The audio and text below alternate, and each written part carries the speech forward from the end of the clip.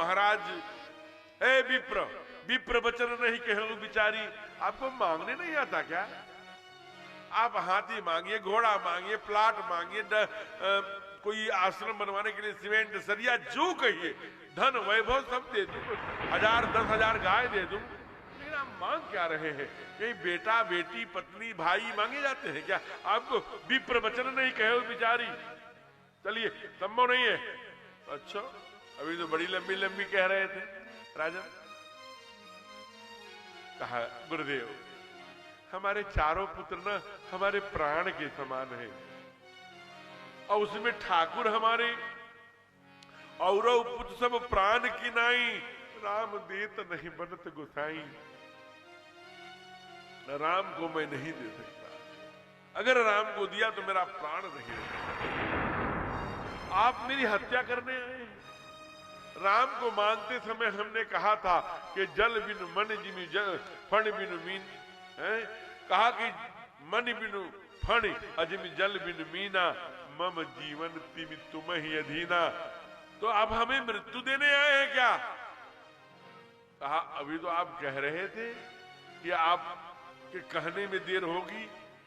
तब गुरु उठे, लगा कि अभी इनके पास विवाद हो जाए। लोग कहते हैं विश्वामित्र जी भी नाराज नहीं है, नाराज थोड़ा सा होते हैं, मैं बताऊंगा, बूढ़े रामचरितमानस में देख लेना। धीरे से आगे आए, स्वयं सरकार,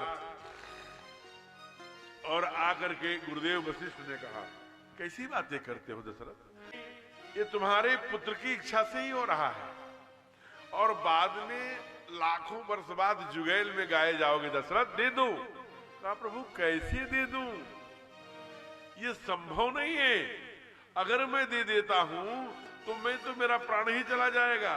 कहा एक बात ध्यान रखना दशरथ, दौलत तो नहीं रहती, रहता है सिर्फ नाम। तुम्हारे हरिश्चंद्र आदि पूर्वजों ने ही उपदेश दिया है, और बहुत सुंदर ईशावास्य उपनिषद समझाया होगा, लेकिन हम वनवासियों को समझने के लिए हिंदी में समझा। क्या लंबा डिस्कशन, लंबा बहस, लंबा तर्क चला।